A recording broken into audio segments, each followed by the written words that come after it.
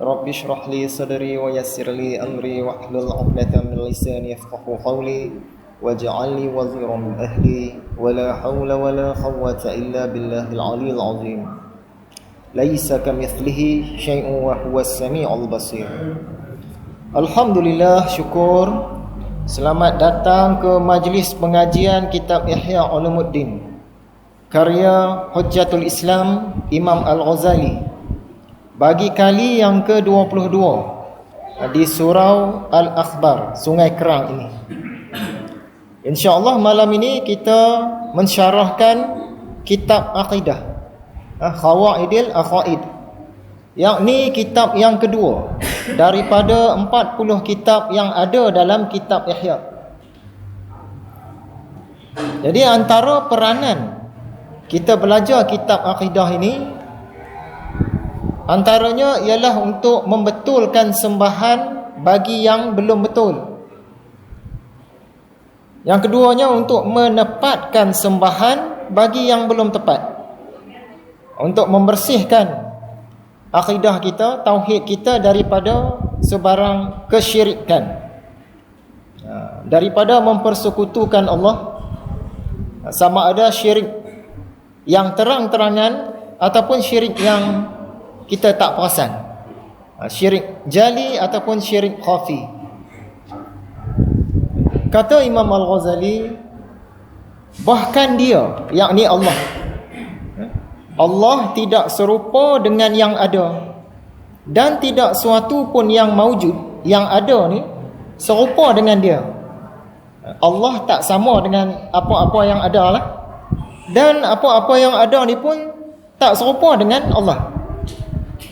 Kata Imam Al-Ghazali lagi, tiadalah sepertinya sesuatu dan tidaklah dia seperti sesuatu. Allah ni bukan sesuatu dan dia tak sama dengan sesuatu, dan tidaklah dia seperti sesuatu. Khaliq tetap khaliq, makhluk tetap makhluk. Tuhan tetap Tuhan, hamba tetap hamba.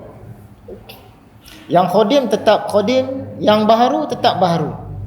Dia tak sama. Jadi zat Allah ni sudah sedia ada pada azali. Diri Allah tu sendiri, dia sudah sedia ada. Bukan kata baru ada, siap-siap memang dah ada dah. Tu yang kita kata sedia ada. Sedia ada pada azali. Azali ni bila ni? Azali ni sebelum wujudnya mana-mana makhluk, sebelum bermulanya saat yang pertama, sebelum terciptanya masa. Ketika itu yang ada hanya zat Allah saja. Yang tu kita sebut azali. Jadi zat Allah ni sudah sedia ada pada azali. Zat Allah sentiasa ada. Dia tak pernah tak ada. Sebab itu dikatakan khadim, sentiasa ada, tak pernah tak ada. Yang kita makhluk ni asal-asalnya tak ada, kemudian baru ada. Yang zat Allah tadi sentiasa ada, tak pernah tak ada. Sejak azali memang dah ada dah, siap-siap. Tetapi zat makhluk asal-asalnya dulu tak ada. Selepas dijadikan oleh Allah, barulah ada. Sebab tu kita ni dia sebut sebagai baharu. Jadi Allah khadim, kita ni baharu. Jadi pelajaran kita ni nak membezakan antara yang khadim dengan yang baharu. Kita nak sembah secara mutlak yang khadim, kita tak mau tersembah yang baharu. Jadi langit, langit ni khadim ke baharu? Langit baharu, sebab dia makhluk. Asal-asal dulu tak ada, kemudian baru ada. Bumi pun sama, asal-asal dulu tak ada, kemudian baru ada. Alam semesta, ruang dan juga tempat, asal-asalnya dulu pada azali dulu tak ada. Sebab Allah belum ciptakan lagi ruang, tempat, alam semesta ni. Selepas dia ciptakan ruang, tempat, alam semesta ni, barulah ada. Oleh sebab itu, langit ke, bumi ke, alam semesta ke, seluruh isi langit dan bumi, ruang, tempat, arah, posisi, semuanya makhluk, semuanya baharu. Sebelum zat Allah, ada tak apa-apa? Kita kata Allah ni qadim. Kan pada azali dah ada dah zat dia tu. Jadi sebelum dia tu ada tak apa-apa? Tak ada apa-apa langsung. Yang ada hanyalah zat Allah. Dialah yang paling awal. Bahkan nak kata dia tu berawal pun tak berapa tepat juga. Sebab bila kata awal ni dia ada mula. Zat Allah ni dia tak ada mula. Allah tu sendiri dia tak ada mula. Sebab dia qadim. Sebelum ada mula lagi dia dah ada dah. Jadi dia tu yang paling awal, bahkan tidak berawal pun. Kerana dia yakni Allah sudah sedia ada yang kita sebut sebagai qadim. Allah sudah sedia ada sebelum adanya masa. Kerana masa itu sendiri adalah makhluk. Sebelum wujudnya saat yang pertama tu Allah dah ada dah. Saat pertama tu dia yang cipta. Jadi kita tak boleh nak bayangkan macam mana keberadaan Allah ni sebelum adanya masa. Jadi antara sandaran kita yang kata macam ini dalam surah Al-Hadid ayat 3. Maksudnya dialah yang awal. Quran sendiri cakap Allah yang awal. Jadi dia yang mula-mula. Bahkan tak ada mula pun. Ada ahli-ahli falsafah, baik ahli falsafah yang bukan Islam dan juga segelintir yang Islam. Mereka kata alam ini qadim. Ada segelintir dalam kalangan umat Islam ni dia kata alam ni qadim. Kalau ahli-ahli falsafah yang bukan Islam kita tak kisahlah. Yang Yunani Greek tu kan, dia kata alam ni qadim. Kalau ikut pegangan kita, alam tidak qadim. Yang qadim hanya Allah. Sebab alam ni dijadikan oleh Allah. Jadi ahli falsafah ni ramai. Seluruh dunia ada, zaman berzaman. Yang paling masyhur ialah ahli falsafah Yunani. Ramai tokoh-tokoh besar ahli falsafah Yunani ni. Dan mereka ni ada macam-macam pandangan. Mereka ni orang yang bijak-bijak. Dan mereka menggunakan akal. Dia kaji gunakan akal. Dalam ramai-ramai ahli falsafah Yunani yang terkenal ini, yang paling top ada 3 orang, iaitu Socrates. Kemudian anak murid dia nama Plato. Kemudian anak murid Plato bernama Aristotle. Kalau dalam agama Islam ini, ahli falsafah yang terkenal Al-Farabi dan Ibn Sina. Jadi dalam ramai-ramai yang terkenal ni, bolehlah kita katakan semua pandangan ahli-ahli falsafah Yunani ni dimuktamadkan oleh Aristotle. Kerana Aristotle ni dia kaji pandangan guru dia, pandangan guru kepada guru dia, dan pandangan ahli falsafah yang lain. Dia ni boleh kata macam tukang bagi muktamad lah, qaul muktamad. Aristotle dia saring habis. Dan dia tolak beberapa pegangan yang dia rasa tak kena, yang salah. Termasuklah pegangan daripada guru dia sendiri, Plato. Pegangan Plato pun sebahagiannya dia tolak. Dia kata tak betul ni. Dia yang muktamadkan pandangan tu. Socrates, walaupun dia guru kepada Plato, tapi Socrates dia tidak meninggalkan sebarang tulisan. Dia tak tinggalkan buku. Plato yang salin balik. Apa kata-kata Socrates dia salin. Jadi Aristotle dia bahaskan penulisan-penulisan dan ajaran Plato. Mana dia kata dapat tak betul itu dia tolaklah. Jadi yang muktamadkan pandangan ahli falsafah ni, kita ringkaskan Aristotle lah. Jadi pandangan ahli falsafah ni macam-macam. Kita petik pandangan ahli-ahli falsafah tentang alam. Ada ahli falsafah yang dia tak percaya Tuhan pun. Tuhan ni tak ada. Ada ahli falsafah kata Tuhan ni ada. Kalau Aristotle dia percaya Tuhan ni ada. Ada ahli falsafah kata alam ni jadi dengan sendiri, bukan Tuhan buat. Dan ada ahli falsafah kata alam ni Tuhan buat.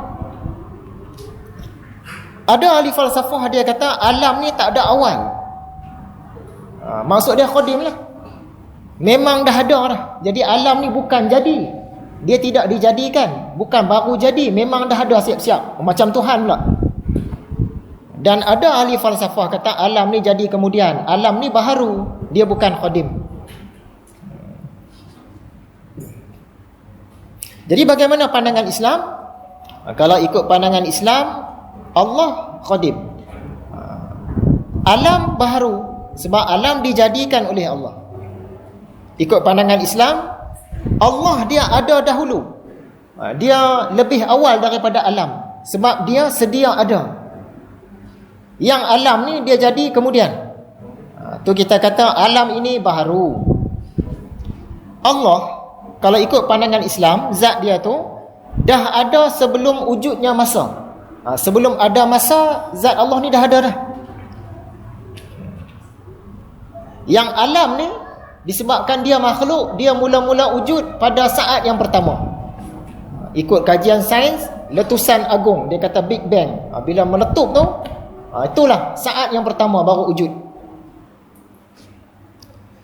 Tapi bagi ahli-ahli falsafah, contohnya macam Aristotle, Ibn Sina dan Al-Farabi, alam ni qadim dia kata. Maksudnya sebelum saat pertama tu dah ada alam dah. Jadi nampak setara dengan Tuhan. Dari segi kekhadimannya tu. Jadi pandangan ahli falsafah ni kita tak mau pakai lah. Kita pakai pandangan Islam lah. Yang mula-mula ada ialah Allah, dan kemudian Allah jadikan makhluk. Jadi alam ni tidak qadim. Plato. Plato ni dia guru kepada Aristotle. Aristotle guru kepada Alexander the Great. Plato mula-mula dia kata alam ni baharu. Alam tak qadim. Tapi kemudian disebabkan tekanan daripada ahli falsafah yang lain, akhirnya di hujung-hujung hayat dia bersifat neutral. Dia tak tahu alam ni qadim ke baharu. Yang tu Plato. Bila datang anak murid dia Aristotle yang guru kepada Alexander tadi, dia muktamadkan pandangan tu, dia kata alam qadim. Jadi dia lawan pandangan guru dia. Guru dia mula-mula kata alam tak qadim. Tapi disebabkan tekanan, guru dia pun kata tak tahu. Yang Aristotle dia kata alam qadim. Walaupun dijadikan oleh Tuhan. Tuhan buat alam tapi alam qadim. Macam mana tu? Dengan akal pun tak boleh sampai.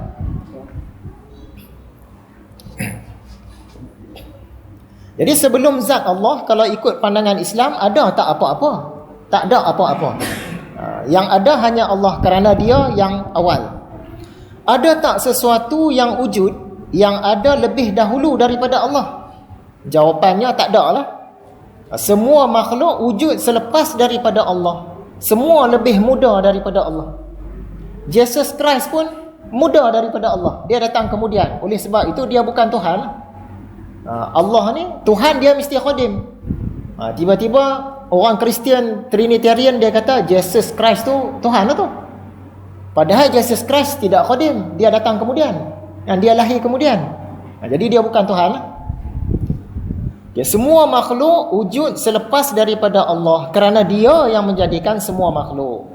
Ada tak sesuatu yang sama awal dengan Allah? Kata sebelum Allah tadi tak ada apa-apa dah. Allah paling awal. Ada tak sesuatu yang sama-sama dengan Allah? Sama-sama qadim? Ikut pandangan Islam tak ada. Semua termasuklah alam ini wujud selepas daripada Allah. Kalau sama qadim tak ada. Tempat qadim ke tidak? Tempat ni makhluk dia baharu. Dia wujud selepas daripada Allah. Cahaya qadim ke tidak? Cahaya pun baharu, wujud selepas daripada Allah. Langit, atas, bawah, kiri, kanan, semua makhluk, semua tak qadim. Semuanya wujud selepas daripada Allah. Kemudian daripada Allah. Okey, soalan lagi. Ada tak sesuatu yang Allah tak buat? Tak ada. Semuanya makhluk, semua Allah yang buat. Langit Allah buat, bumi Allah buat, ruang pun Allah buat, tempat pun Allah buat, sebab makhluk. Dan seluruh isi langit dan bumi lah, di bawah daripada arash ni, arash tu pun sendiri tu Allah buat. Jadi tak ada satu benda yang bukan Allah buat. Semua dia buat. Okay. Ada tak sesuatu yang terjadi dengan sendiri? Maksudnya yang Allah tak buatlah jadi sendiri. Jawapan dia kita pun sama-sama maklum, tak ada. Kerana semuanya dijadikan oleh Allah.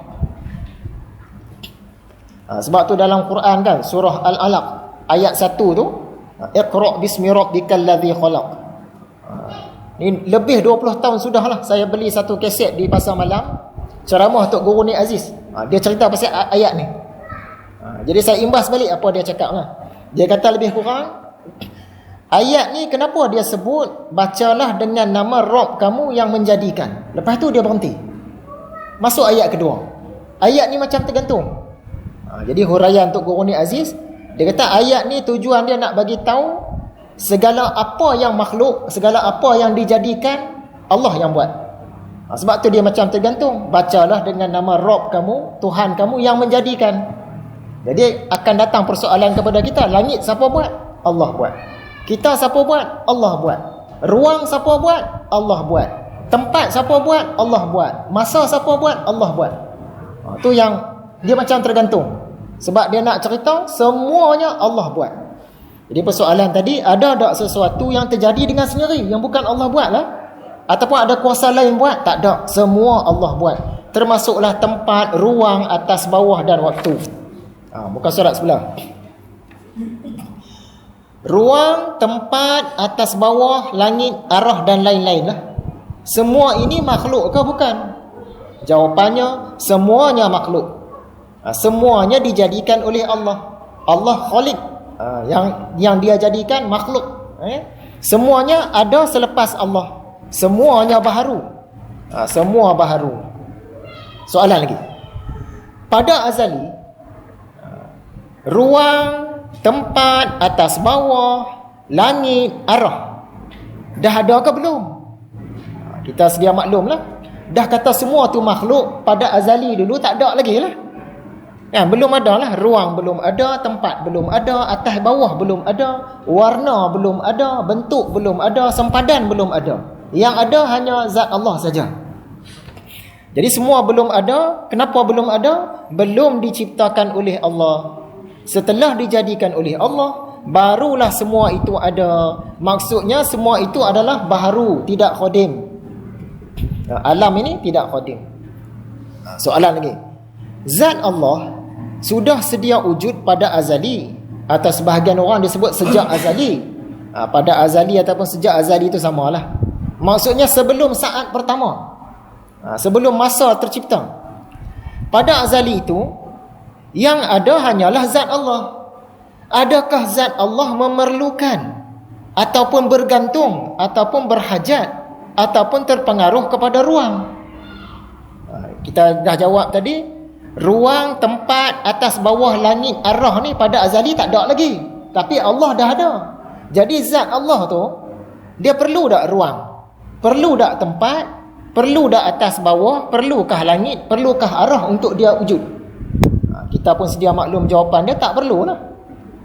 Sebab sebelum semua tu ada, dia dah ada. Dan dia ada tu sempurna. Bukan kata dia kurang. Dia maha sempurna. Sempurna dia tu sebelum dia jadikan makhluk dah sempurna dah. Bukan dah sempurna dah, sedia sempurna. Sudah sedia sempurna.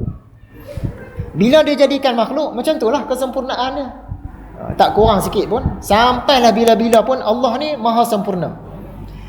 Jadi pada azali belum ada ruang, belum ada tempat. Maksudnya zat Allah tak perlukan ruang, tak perlukan tempat. Tidak dipengaruhi oleh ruang, tidak dipengaruhi oleh tempat. Kalau kita kata Allah ni dipengaruhi oleh tempat, dia sama macam makhluk lah. Tu yang kita tak boleh nak menyembah sesuatu yang bertempat. Maksudnya sudah tersembah makhluk. Kita nak sembah Allah yang esa. Dia jawapan dia tidak. Kerana pada azali itu semua itu pun belum ada. Pada azali yang ada hanya zat Allah. Jadi zat Allah ni dia berada pada ruang tak? Taklah, sebab ruang belum ada. Pada azali, zat Allah ni dia berada pada tempat tak? Macam kita ni berada pada tempat. Saya bertempat di sini, tuan-tuan bertempat di sana. Mana-mana makhluk dia mesti bertempat. Jadi pada azali dulu, zat Allah ni bertempat tak? Tak bertempat lah. Bila pada azali dia tak bertempat, sekarang ni dia bertempat tak?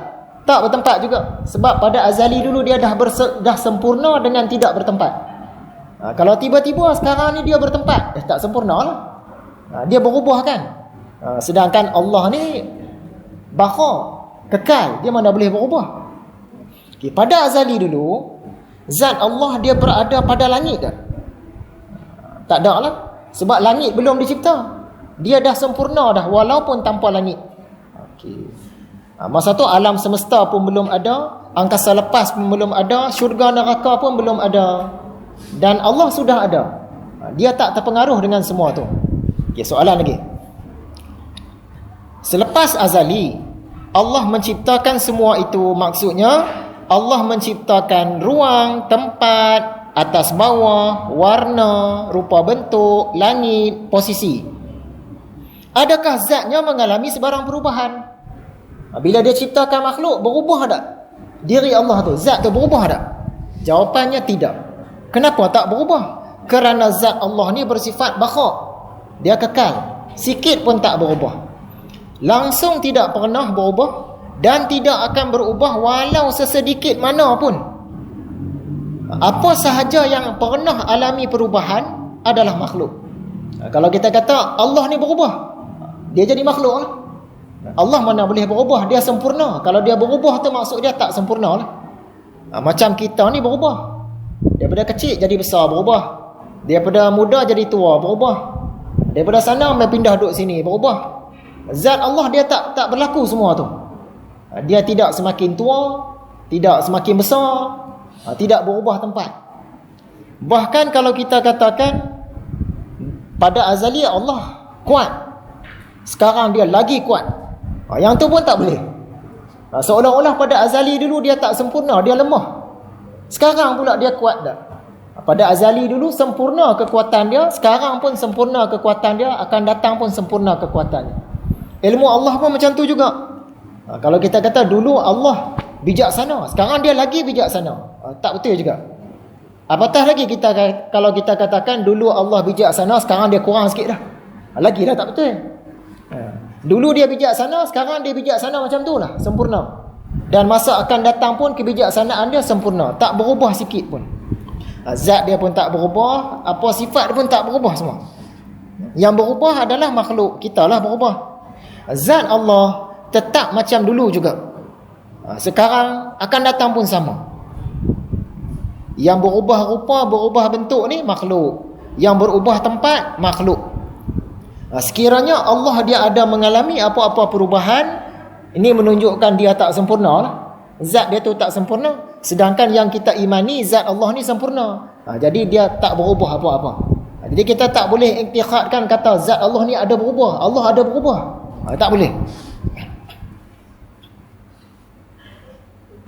Jadi zat Allah tak dipengaruhi oleh ruang, tak dipengaruhi oleh tempat, tak dipengaruhi oleh langit. Yang diri kita ni dipengaruhi oleh ruang tak? Dipengaruhi oleh ruang. Siapa yang diri dia tak dipengaruhi oleh ruang? Mana ada, semua kita duduk dalam ruang kan? Duduk di sini, duduk sana, di mana-mana pun semua mesti ruang. Dalam syurga pun ruang juga. Kan? Alam juga. Makhluk juga. Sekiranya tak ada ruang, kita tak boleh wujud. Kita nak wujud di mana? Kalau kita tak wujud dalam ruang, tak boleh wujud. Ada tak siapa-siapa yang boleh pergi ke satu tempat yang tak ada ruang? Oh, dia tu handal tu, ada ilmu kesaktian. Cuba pergi satu tempat yang tak ada ruang. Dia nak pergi mana? Dia tak boleh pergi mana. Kalau dia pergi ke langit pun, langit ketujuh pun masih ruang juga. Dia pergi ke syurga pun masih ruang juga. Dia nak pergi ke mana? Tak boleh pergi. Jadi yang tak dipengaruhi oleh ruang ni zat Allah saja. Kalau kata kita makhluk ni semua dipengaruhi oleh ruang. Alam jin ruang. Alam malakut ruang. Dalam tanah ruang juga. Angkasa lepas pun ruang juga. Alam semesta ruang juga. Syurga ruang juga. Alam kubur dia ada ruang dia juga. Akhirat ruang juga. Jadi zat kita ni nak lari daripada ruang tak boleh. Kalau nak lari daripada ruang, kita kena keluar daripada kerajaan Tuhan. Kita nak pergi ke mana? Semua di bawah kerajaan Tuhan kan.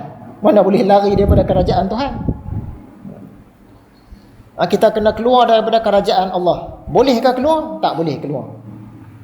Sebab di bawah daripada arash ni semuanya adalah ruang. Arash ni apa dia? Banyaklah pandangan ulama tentang arash ni. Arash ni adalah makhluk Allah yang paling besar. Makhluk yang paling besar. Dia ni sebagai pembatas ataupun sempadan yang menaungi, yang meliputi, yang menjadi kulit kepada seluruh makhluk. Maksud dia arash ni kulit yang paling luar seluruh alam makhluk ni. Ringkasnya macam tu. Kalau bahasan dalam dia panjang lagi lah. Contoh, kita nak hampirkan kepada faham, yang ni bukan contoh yang tepat, supaya kok-kok kita boleh dapat gambaran macam belon lah. Bila kita tiup satu belon, dia kembang. Di dalam belon tu ada udara kan. Alam makhluk ni yang dalam tu. Sedangkan arash ni yang kulit belon luar tadi. Yang tu. Yang luar daripada belon tadi, yang tu yang ada hanya zat Allah. Tempat pun tak ada situ. Jadi arash ni kulit yang paling luar. Alam makhluk semua di dalam arash tu, dia tak boleh keluar. Jadi di bawah daripada arash ni ruang. Jadi kita semua ni semua berada pada ruang, berada pada tempat. Jadi semuanya alam makhluk ni di bawah daripada arash. Zat Allah tak dipengaruhi oleh ruang. Zat Allah tidak mengambil ruang. Zat Allah tidak berruang. Bukan beruang dalam hutan tu, tidak beruang. Kalau zat kita dipengaruhi oleh ruang, zat kita mengambil ruang, zat kita beruang. Kalau tidak, kita tak boleh wujud. Kan dalam pelajaran yang lepas, persoalan tentang apa yang paling laju. Masa jawab persoalan tentang apa yang paling laju tu, kita ada cerita tentang alam makhluk kan. Kita imbas sikit. Asal-asalnya yang ada hanya zat Allah. Tempat belum ada, hitam belum ada, gelap belum ada, cerah belum ada, apa makhluk pun tak ada. Yang ada Allah saja. Dalam hadis dia sebut amak, dia punya istilah dia tu. Okay? Khadim dia tu. Lepas tu Allah ciptakan makhluk yang mula-mula tu. Saat pertama, dia cipta saat pertama. Kalau ikut istilah sainsnya, dia kata Big Bang kan. Daripada titik halus itu dia meletup. Bila meletup dia kembang. Dia membentuk alam. Kan? Apakah yang mula-mula diciptakan Allah? Arash. Pada mulanya Allah mencipta arash, dan arashnya di atas air. Kan macam mana mula-mula dia cipta arash, tapi arashnya di atas air. Air ke cipta dulu? Ada persoalan. Kita sebut tadi arash, gambaran seolah-olah macam belon tadi kan. Di dalam belon tu air penuh. Yang tu yang maksud arash di atas air. Kulit luar dia arash, di dalam tu air penuh. Itu yang kata arash di atas air. Jadi maksudnya yang mula-mula cipta arash lah. Bukan maksud mula-mula cipta air yang kita duk bayang air banyak, tiba-tiba arash cipta atas tu. Bukan. Allah ciptakan arash, di dalam arash tu air. Jadi disebabkan dia lapisan paling luar, kita sebut arash di atas air. Pusing kok mana pun kita nampak arash tu di atas daripada air. Itu maksud dia. Jadi air ni tadi dia kembang. Bila berkembang, air yang di atas dengan air yang di bawah dia pecah. Sebab belon makin besar, air tu berpecah. Air yang di atas tadi dia terus ke atas lah, sampai ke penghujung alam semesta, sampai mana-mana kita tak tahu lah. Air yang di bawah ni dia berkumpul dekat planet bumi ni. Tu yang jadi bumi boleh keluar air tu. Di tengah-tengah antara air atas, air bawah ni wujud cakrawala. Dalam tu segala bulan, segala bintang, segala alam jin, alam malakut, syurga, neraka, semua dalam tu. Dia makin kembang. Dulu kita tanya apa yang paling laju. Orang kata cahaya. Tapi bila orang sekarang kaji-kaji balik, kata cahaya pun tak cukup laju, ada yang lebih laju. Antaranya ialah alam tu sendiri. Sebab alam dia meletup-meletup tu, dia kembang dengan sangat laju. Cahaya pun masa tu ada dah, tapi cahaya tak boleh nak kejar alam tadi. Hujung alam cahaya tak boleh kejar. Sampai sekarang tak sampai lagi. Sebab tu di hujung-hujung alam semesta tu gelap. Cahaya tak sampai lagi. Punya lajunya alam ni dia meletup tu. Big Bang tu kan punya laju meletup. Cahaya tak sampai lagi. Satu lagi, arash ni pula yang boleh nak kekalkan belon tadi supaya tak mengucup. dia ada malaikat penanggung arash. Malaikat ni yang kembang kat arash tu, dia tanggung. Kalau malaikat ni tak tanggung arash tu, dia kuncup balik habis. Malaikat penanggung arash. Sekarang ni kalau tak salah ada 4. Pada hari akhirat dia ada 8. 8 malaikat penanggung arash. Jadi kata sebahagian pengkaji pula, yang lebih laju ialah malaikat penanggung arash. Sebab kulit paling luar tu dia yang dok tolak bagi besar. Cahaya pun tertinggal belakang. Malaikat penanggung arash tu, dia lagi laju. Wallahu alam. Jadi kita ada gambaran serba sedikit lah. Arash ni apa dia. Tu secara ringkasnya lah. Huraian panjang dia ada lagi. Jadi untuk kita ni wujud, dia mesti ada ruang. Sekiranya tak ada ruang, kita tak boleh wujud. Kita bertentangan dengan zat Allah. Zat Allah tak ada ruang, dia dah sedia ada. Dia tak perlu kepada ruang. Sama juga dengan tempat. Zat Allah ni dipengaruhi oleh tempat ke tidak? Tidak dipengaruhi oleh tempat. Zat makhluk dipengaruhi oleh tempat. Kerana pada azali dulu tempat belum ada, zat Allah dah ada sempurna. Dan zat dia tidak berubah walaupun dia dah ciptakan makhluk. Jadi dia tak dipengaruhi oleh tempat.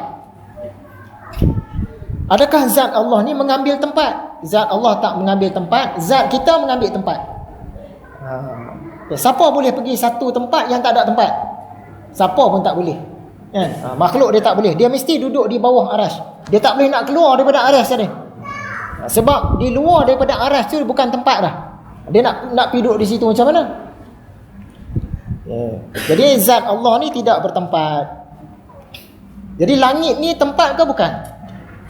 Angkasa lepas, cakrawala, yang tu tempat. Tuhan duduk di langit tu ke?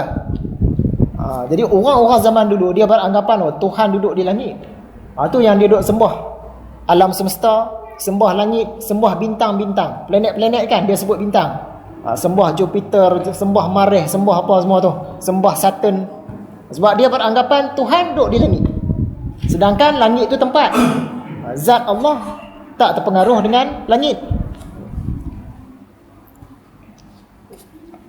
Jadi kebanyakan orang bukan Islam, dia tak boleh terima hakikat ni. Bila kata Allah ni tidak bertempat, dia tak boleh terima. Mana boleh? Mesti bertempat. Setiap yang wujud mesti ada tempat. Dia tak boleh terima. Sebab tu mereka cipta benda-benda yang bertempat. Dia buat berhala, berhala kan bertempat, beruang, ada arah. Dia nak sembah. Langit, sembah langit. Langit kan bertempat, ada arah, ada ruang. Dia nak sembah yang tu. Jadi orang Islam tak. Kita sembah yang tak bertempat, tak beruang, tidak berbentuk, tidak berarah. Yang tak dipengaruhi oleh mana-mana makhluk.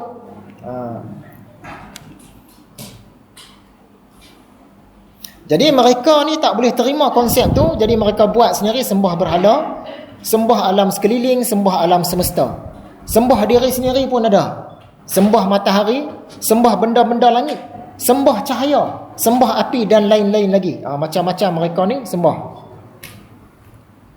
Selepas Allah menciptakan makhluk, adakah zatnya memerlukan ruang? Adakah zatnya bergantung kepada tempat? Adakah zatnya berhajat kepada atas bawah, posisi langit dan arah? Tentulah tidak. Sebelum dia ciptakan makhluk, dia tak terpengaruh dengan semua tu. Selepas dia ciptakan makhluk, dia tetap baqa, tak terpengaruh dengan semua itu. Kita nak sembah yang tu. Kalau kita sembah sesuatu yang berubah, ada masalah. Muka surat seterusnya. Semua makhluk memerlukan Allah untuk ada. Semua makhluk memerlukan Allah untuk wujud. Adakah Allah juga memerlukan makhluk untuk dia ada?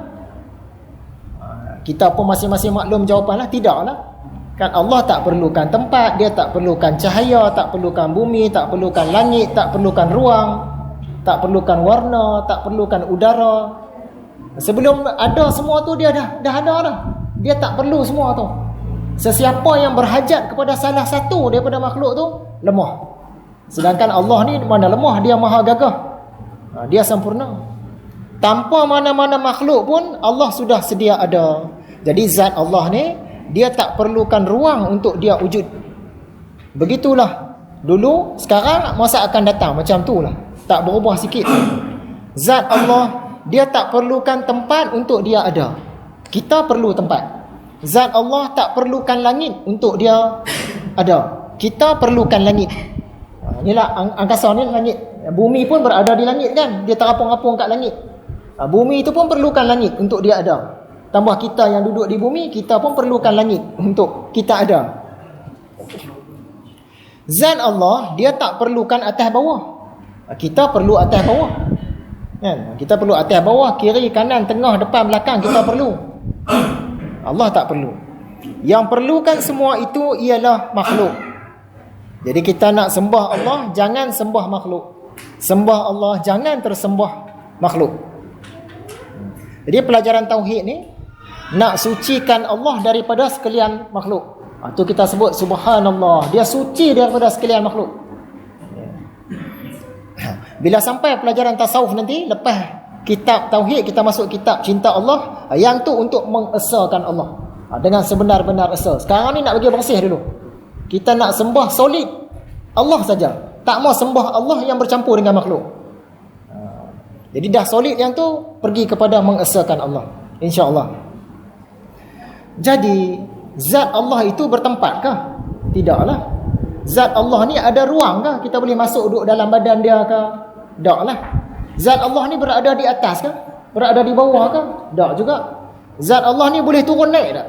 Mana boleh turun naik? Yang turun naik ialah zat makhluk. Zat Allah ni duduk kat langit ke? Tak. Zat Allah ni berarah kah? Manakah Allah? Oh, nun sana. Manakah Allah? Nun sana. Manakah Allah? Nun bawah. Yang sana semua sana tu semua makhluk. Zat Allah dia tak terpengaruh dengan arah. Jadi masa kita semayang, kiblat semayang kita ni, kiblat solat kita ni ke Kaabah. Jadi Allah duduk kat Kaabah lah kot, kan? Adakah zat Allah duduk dalam Kaabah tu? Tak. Tu kiblat. Kiblat ni bukan maksud Allah ada situ. Ataupun zat Allah ni kita semayang, kita menghadap ke Masjidil Haram, Makkah. Adakah zat Allah duduk di Masjidil Haram dengan Makkah tu? Tak juga. Itu kiblat. Nama pun kiblat. Samalah macam kita berdoa. Tadah tangan, hala ke atas. Macam menghadap langit lah, angkasa lepas. Jadi zat Allah ni duduk kat angkasa lepas tu ke? Kat langit tu ke? Tak. Itu kiblat. Kiblat bukan menunjukkan Allah duduk di mana. Ya? Kalau kita beranggapan Allah duduk dalam Kaabah tu, tak betul lah. Allah duduk di Masjidil Haram. Allah duduk nun dekat atas awan. Allah duduk dekat angkasa langit pertama ke langit ketujuh ke. Dia tak duduk mana-mana langit sebab zat dia tidak dipengaruhi oleh tempat. Okay, timbul masalah. Bagaimana pembahagian cara kita nak berinteraksi dengan ayat? Ni ayat mutasyabihat dalam Quran disebut yadullah. Bila diterjemahkan jadi tangan Allah. Dia tak mau tersilap kan?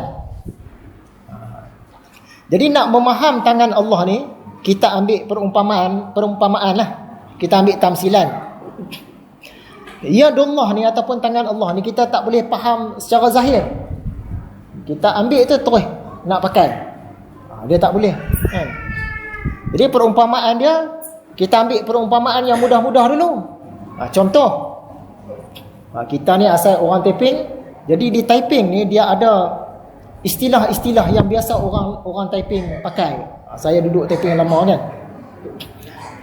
Jadi antara istilah yang orang typing pakai ni, dia campur, cakap Penang sikit, cakap Kedah sikit. Antaranya perkataan tahana, perkataan ropla jingga, perkataan sempoi, kita kata sempoi malah kendoi, perkataan season kodroi, ni season kodroi sungguh lah, perkataan beleh dan sebagainya, macam-macam istilah-istilah. Perkataan-perkataan ni kalau kita tanya apa definisi dia, kita duk pakai sehari-hari ni, yang hang duk sebut ropla jingga, cuba definisikan ropla jingga tu apa dia. Kita tak boleh nak definisi, apa benda, tapi kita pakai, kita tahu dan kita pakai itu tepat, tapi nak definisi tak boleh. Di situ timbul masalah. Bila datang dalam Quran perkataan yadullah, tangan Allah, tangan Allah kan, ada orang dia hurai, ada orang kata ni tangan betul ni, ada orang dia takwil, nak tengok permasalahan tu. Jadi nak memaham istilah-istilah yang orang typing duk pakai ni, Ada beberapa kumpulan manusia, antaranya golongan Salafi Wahabi. Salafi Wahabi ni dia biasa ambil yang teks, yang zahir. Jadi mereka ni ada banyak golongan.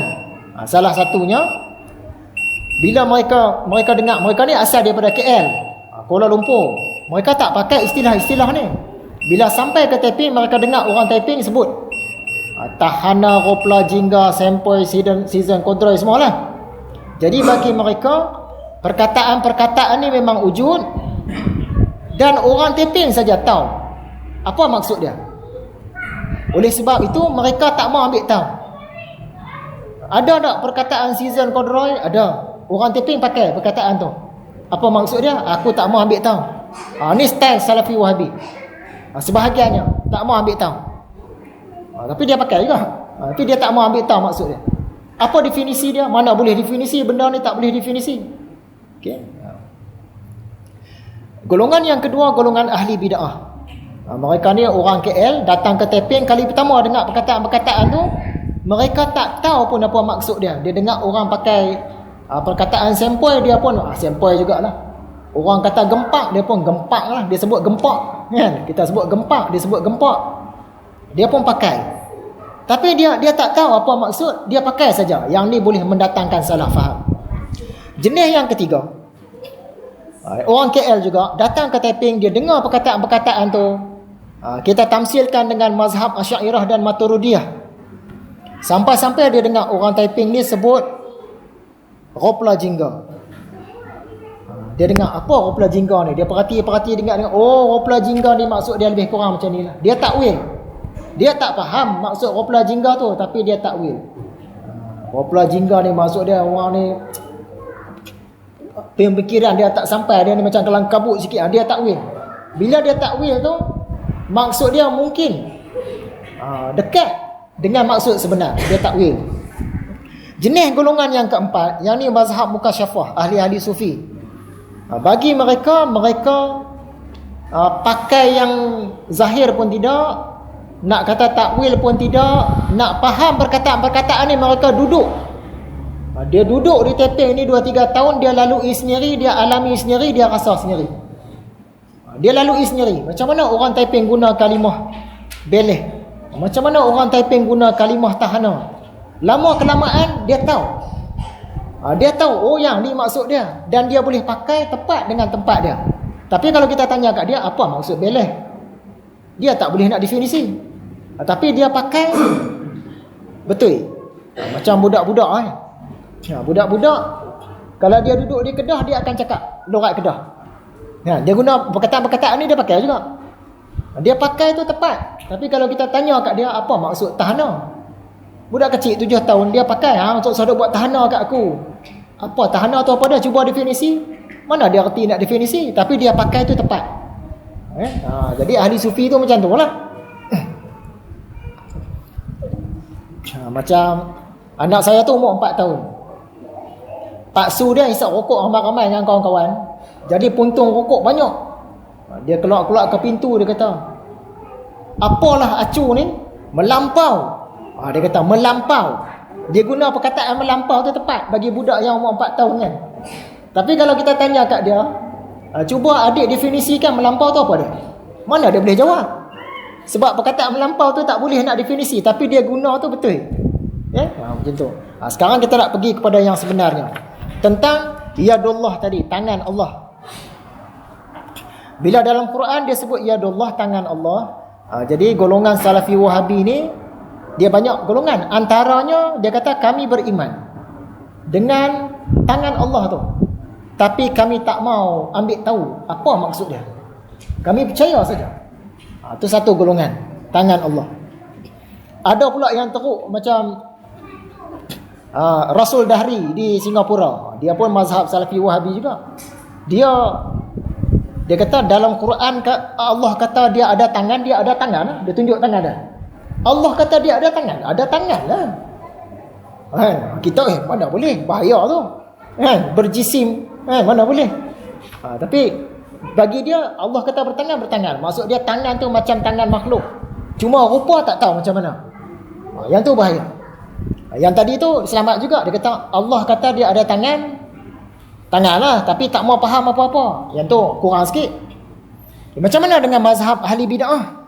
Golongan ahli bid'ah ni dia kata Allah ada tangan, betul. Tangan Allah ni macam tangan makhluk lah, cuma kita tak tahu. Dia macam tu. Allah ada wajah macam wajah makhluk lah, tapi macam mana tak tahu.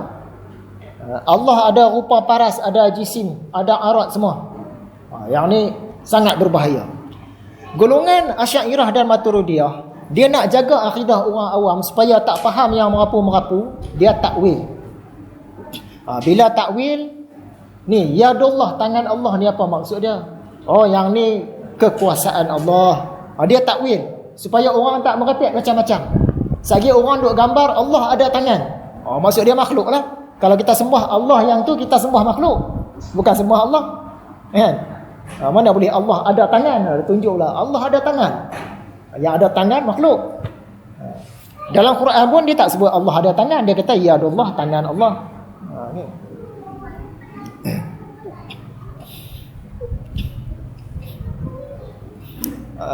Okay, mazhab ahli kasyaf. Yang ni ahli-ahli tasawuf, ahli-ahli sufi. Mereka tak takwil. Bila hujung-hujung pelajaran dia tak takwil, tapi dia alami sendiri. Macam mana nak faham kata yadullah ni? Dia mujahadah, dia banyak berzikir, banyak belajar, banyak beruzlah. Lama kelamaan dia faham sendiri. Macam mana penggunaan yadullah tadi? Macam anak kita tadi lah, umur 4 tahun dia boleh guna perkataan melampau lah. Dia guna tu betul. Tapi kalau tanya kat dia apa maksud melampau, dia pun tak tahu. Tapi dia guna tu betul. Jadi golongan Asy'ariyah Maturidiyah, dia menggunakan akal fikiran untuk selamatkan akidah orang awam. Golongan mazhab Mukasyafah, mereka gunakan melalui, mengalami dan merasai. Dia peringkat yang tu. Jadi bila dalam Quran kata yadullah, tangan Allah, bukan maksud Allah ada tangan. Kita ambil contohlah. Orang kata yang merosakkan dunia hari ni tangan-tangan Yahudi lah. Yang duk buat pesta-pesta maksiat pasal tangan-tangan Yahudi lah ni. Sedangkan Yahudi tu dia bukan orang, dia nama bangsa ataupun nama agama kan. Jadi bangsa tu ada tangan lah. Kalau orang Yahudi ada tangan. Bangsa tu ada tangan tak? Tak. Bangsa Melayu ada tangan tak? Bangsa tu mana ada tangan? Tapi kita kata yang rosakkan dunia hari ni tangan-tangan Yahudi. Agama Yahudi tu ada tangan tak? Tak ada. Jadi tak boleh kita kata bila dalam Quran dia sebut tangan Allah, kita kata Allah ada tangan. Kan? Macam tadi tangan-tangan Yahudi tadi. Agama Yahudi mana ada tangan? Orang Yahudi ada tangan. Ambil contoh lagi. Dulu-dulu ada virus ni dia serang Afrika, ramai orang mati. Saya tak ingat apa nama virus dia. Puluh ribu orang mati dekat benua gelap Afrika kan, kena virus tu. Bila dah ramai orang mati, orang pun merungut lah. Ni yang kita duk susah, yang duk ramai mati ni semua hasil tangan virus tu lah. Kita katalah virus tu XYZ. Ni ramai mati ni sebab tangan-tangan virus XYZ lah. Adakah virus tu ada tangan?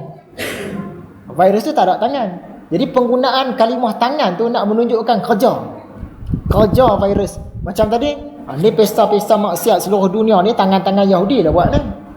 Nak menunjukkan kerja, bukan nak menunjukkan bangsa atau agama Yahudi tu ada tangan. Sama juga satu orang komander perang.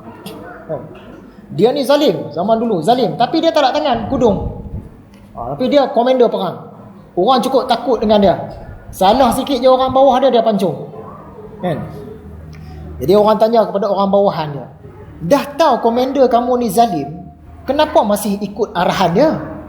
Tak usahlah ikut. Dia jawab tentera-tentera dia, kami dengan keluarga kami ni dalam genggaman dia. Tak boleh lari dalam genggaman dia. Dia tangan pun tak ada. Jadi bila kata dalam genggaman tangan dia, maksud dia kuasa lah, dia boleh buat. Kalau kami lawan sikit saja, dengan kami, dengan anak bini semua dia pancung, dia bakar. Jadi tak boleh lawan cakap dia langsung, sebab tu kami duduk bawah dia, tak berani langsung walaupun dia zalim. Jadi Bila kita kata kami dan keluarga kami berada dalam genggaman tangan dia, bila cek-cek dia tangan pun tak ada. Jadi tak semestinya bila dalam Quran dia kata yadullah, tangan Allah, maksud dia Allah ada tangan. Dia bukan macam tu. Dia nak menunjukkan kekuasaan. Itu bagi pandangan kaum Asy'ariyah dan Maturidiyah lah.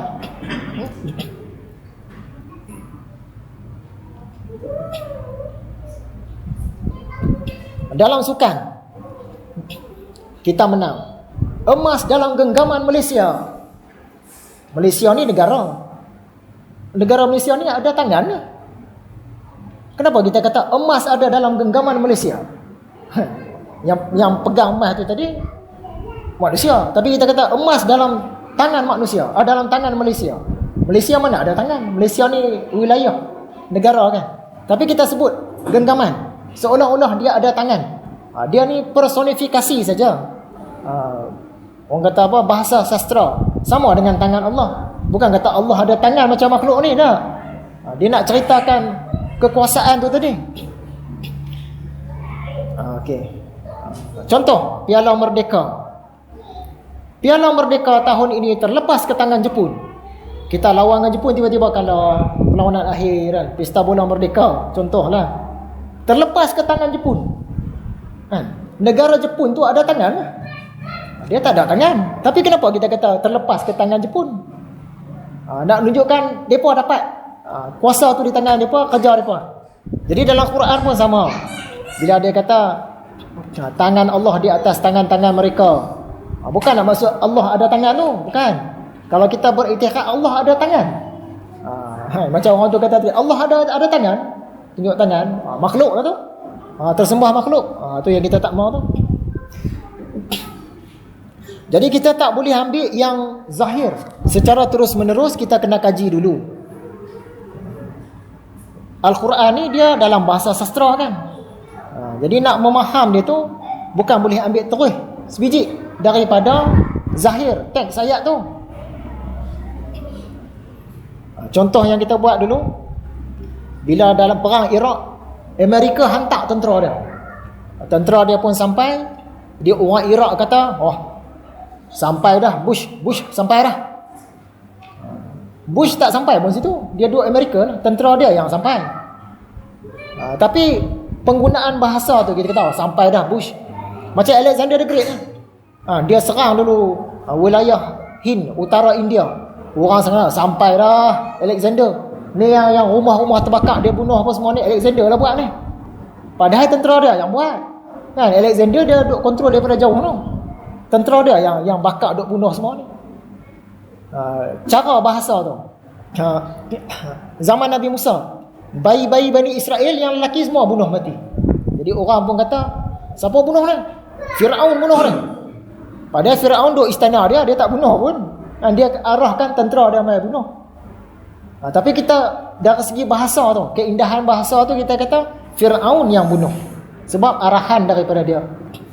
Samalah dengan hadis yang kata pada 2/3 malam Allah turun ke langit dunia. Kita belajar dah tadi, Allah ni boleh naik turun ke zat dia? Dia tak dipengaruhi oleh tempat, atas bawah. Yang turun tu tentera dia, malaikat-malaikat dia. Macam tadilah, dah sampai dah Amerika Syarikat kat Amerika Syarikat lah. Yang sampai tu tentera Amerika Syarikat. Bush dah turun dah kat Iraq, Bush duduk kat Amerika, yang turun tu tentera dia. Jadi pada 2/3 malam, malaikat-malaikat yang nak angkat doa ni, dia datang rapat. Jadi waktu tu kalau kita beramal ibadah, berkhilwah, beruzlah, berdoa, mudah malaikat-malaikat ni angkat. Tu maksud dia. Tapi kalau tanya golongan-golongan yang faham zahir ni, Allah turun, seolah-olah Allah duduk di atas, zat Allah tu. 2/3 malam zat Allah turun pula. Ada naik turun. Kita belajar tadi, Allah tak terpengaruh dengan naik turun. Bila kata naik turun, dia ada tempat, ada ruang. Tu kena berhati-hati. Walaupun zahir tu kata Allah turun ke langit dunia, Allah dia tak turun, tak naik. Tentera dia ya. Kita nak buat satu majlis, 1000 orang hadirin. Kita pun pesan, okey, Cikgu Pozi, kamu susun 1000 bangku. Cikgu Pozi seorang dia saja. Tapi kita cakap tu, orang kata dengan keindahan bahasa lah. Takkan nak suruh dia seorang susun 1000 kursi. Kita kata susun 1000 kursi lah. Dia pandai lah cari orang dah. Bukan maksud dia seorang yang susun 1000 kursi itu. Kadang-kadang dia tak susun pun. Dia cari dalam 20-30 orang, dia arah saja. Okey, susun kursi. Kan? Dia tak susun pun. Macam tu lah. Bila kata Allah turun ke langit dunia pada 2/3 malam, bukan zat Allah tu turun. Kan? Kalau zat dia boleh naik, boleh turun, dia terpengaruh dengan tempat. Yang tu makhluk. Tentera dia yang turun. Jadi baik ayat Quran, baik hadis-hadis, baik kata-kata ulama, kita tak boleh nak telan bulat-bulat yang zahir saja. Dia akan datang bahaya.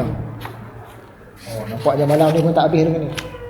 Sebab semangat nak mengajar tu banyak, tinggi. Macam minggu lepas kan, macam bulan lepas kan, dia tak habis. Okey, di bawah tu adalah bukti-bukti. Apakah bukti Allah itu Qadim? Surah Al-Hadid ayat 3, dialah yang awal. Apa bukti Allah itu Esa? Surah Al-Ikhlas ayat 1, Allah itu Esa, qul huwallahu ahad. Apa bukti Allah itu Baqa? Surah Ar-Rahman ayat 27, dan kekallah wajah Tuhanmu. Okay? Apa bukti Allah tak perlukan mana-mana makhluk? Termasuklah tempat, termasuklah arah dan langit. Atas bawah pun dia tak perlu untuk dia wujud. Surah Al-Ikhlas ayat 2, Allahus Samad. Maksudnya Allah tempat berhajat, tempat bergantung segala sesuatu. Sedangkan dia tak bergantung dengan apa-apa pun. Semua yang ada, semua bergantung dengan dia. Tempat pun bergantung dengan dia. Ruang pun bergantung dengan dia. Atas bawah pun bergantung dengan dia. Sedangkan dia tak bergantung kepada atas bawah, tak bergantung kepada tempat, tak bergantung kepada bentuk. Apa pun dia tak bergantung. Dia sempurna. Apakah bukti Allah langsung tak sama dengan makhluk? Asy-Syura ayat 11. Laisa kamitslihi syai'un. Dia ni tak sama langsung dengan segala sesuatu. Tak sama langsung. Dan dialah yang maha mendengar dan maha melihat. Segala sesuatu ni apa dia? Segala sesuatu ni makhluk lah. Kita dipengaruhi oleh ruang. Allah tak dipengaruhi oleh ruang. Sebab tak sama langsung. Kita boleh naik turun, makhluk. Allah dia tak naik turun. Kita berbentuk, ada bentuk. Allah tidak berbentuk. Kita ada warna. Allah tidak berwarna. Kita terpengaruh dengan cerah gelap. Tak duduk dalam cerah, dia duduk dalam gelap. Mesti salah satu. Ada tak siapa-siapa yang dia tak duduk dalam cerah, tak duduk dalam gelap? Mana boleh, mesti salah satu. Allah dia tak duduk dalam cerah, tak duduk dalam gelap. Sebab yang tu makhluk. Sebelum ada cerah dan gelap, dia dah ada dah. Jadi kita jangan duk bayang, oh, Allah ni terang ni. Nah, Allah ni gelap ni. Tak juga. Dia cerah pun tidak, gelap pun tidak. Dia kata Imam Al-Ghazali, dia yakni Allah tidak menyerupai dengan yang ada, dan tidak sesuatu pun yang ada serupa dengan dia. Tiadalah sepertinya sesuatu, dan tidaklah dia seperti sesuatu. Selagi kita boleh bayangkan yang tu bukan Allah. Oh, Allah macam ni kot rupa dia. Bila kita bayangkan, dah tentu ada warna, ada bentuk, ada rupa. Sedangkan Allah tak terpengaruh dengan tu. Jadi apa-apa saja yang kita boleh bayangkan dengan fikiran kita, yang tu confirm bukan Allah. Bahkan itu adalah hijab. Kalau bagi ahli tasawuf, apa-apa yang kita duk terlintas, kita duk terbayang, yang tu adalah hijab. Yang tu bukan Allah. Jangan kita duduk bermeditasi kan, bertapa tiba-tiba, oh dah nak dapat dah.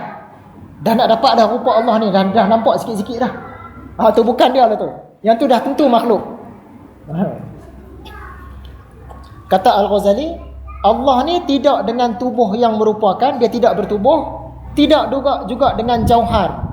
Cerita tentang jauhar dan arak ni nampaknya kita sambung dalam pelajaran akan datang lah. Sambung lagi. Sebab ada kupasan dia di belakang tu. Dah pun kita lompat lah. Tuan-tuan pergi ke muka surat 7. Sebab jauhar dengan arak ni sekejap saja. Muka surat yang ke-7. Bila dikatakan Allah bukan jauhar, Allah bukan arak. Apa benda jauhar, apa benda arak ni? Jauhar dan arak ni makhluk. Apa itu jauhar? Jauhar ni benda. Bila orang sebut kita ni jauhar, jauhar ni benda. Contoh jauhar, pokok, batu, jauhar. Gunung, jauhar. Kereta, jauhar. Surau, jauhar. Cahaya, jauhar. Lampu, jauhar. Yang tu semua jauhar. Allah bukan jauhar. Apa itu arat? Arat pula dah kan. Tadi jauhar, yang ni arat pula. Okay. Arat ni ringkasnya ialah sifat ataupun keadaan. Contohnya bentuk, yang tu arat. Rupa, yang tu arat. Warna, yang tu arat.